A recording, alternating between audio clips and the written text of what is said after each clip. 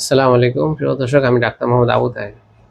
যাদের উচ্চ রক্তচাপ আছে অর্থাৎ হাইপার টেনশন আছে তারা কিন্তু খুব সহজেই এটাকে নিয়ন্ত্রণ করতে পারেন ঘরোয়া পদ্ধতিতে।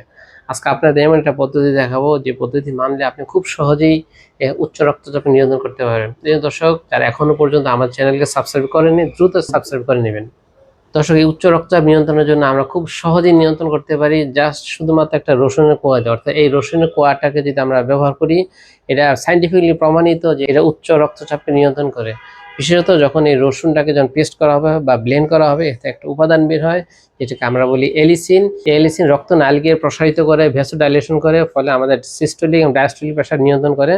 তাছাড়া এই রসুনের কারণে শরীরে একটা যে গরম ভাব উৎপন্ন হয় এবং আমাদের রক্তকে পাতলা করে দেয়, ফলে খুব সহজে রক্ত সঞ্চালন হয়। এই জন্য যাদের উচ্চ রক্তচাপ আছে তাদের খুব সুন্দরভাবে এই রসুনের মাধ্যমে উচ্চ রক্তচাপ নিয়ন্ত্রণ হতে পারে।